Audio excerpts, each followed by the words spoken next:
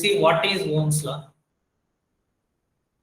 What this particular scientist stated that, for example, I have some conductor.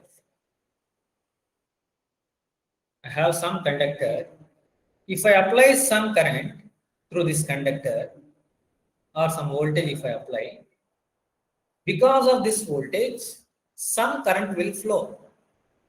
And that current is directly proportional to the applied voltage. This is what Ohms stated. What Ohms stated? If you have a conductor, if you apply voltage V, then because of that some current will flow. That generated current is directly proportional to the applied voltage. If I remove this proportionality constant, this can be given as V is equal to I into R. V is equal to I into R. So I'd like to ask a question. This statement V is equal to I into R satisfies only at a constant temperature. Why? This Ohm's law will satisfy or holds true only at a constant temperature. Why? I'm mentioning particularly at a constant temperature. Any guesses from your side? Resistance will vary, sir, of that element. Resistance of that element. Why does it vary? Because of heat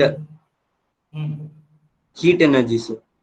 Good. Yeah, nearby, but see, yeah, the vibrations of the because of the lattice vibrations, so the electrons, the flow will be hindered by the lattice vibrations. Yes, you are saying so technically. With simple words, I will just conclude it.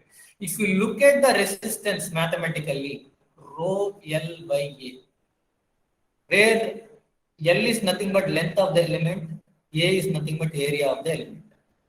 Okay, and everyone might have experienced when in high temperatures and all. If you look at any copper or any conductor, the length of the conductor will change. It will get increased. Am I right? So if length increases, area also will get changes. Okay, and because of that heat energy, movement of electrons or charges also, the flow of electrons also will randomly start flowing.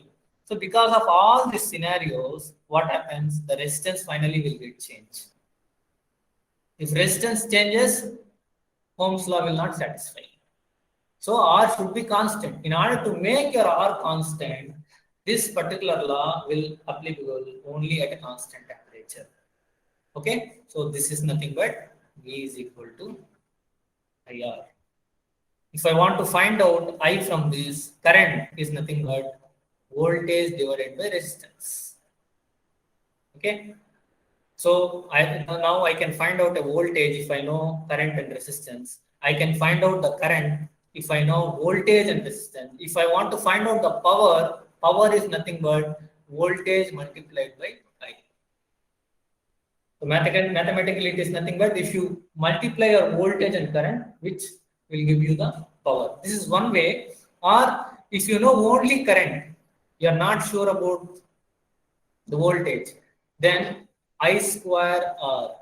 Even this is also nothing but your power. How I square R I obtained here? We know that V is nothing but IR. I into I square, that equal to I square into R. So this is what Ohm's law. As I said, the limitations of Ohm's law is Ohm's law cannot be applied for non-metallic conductors. It is only for metallic conductors. And it cannot be applied to non-linear devices such as diode, Zener diode, voltage, regulators. For all these non-linear components, here Ohm's law will not satisfy. And then, as I said earlier, this satisfies only at a constant temperature. The reason for that is, as I said, the length of the component or area of the component will get changes. And where rho is nothing but, I said R is nothing but rho into L by A. Rho is nothing but resistivity. L for length, A for area.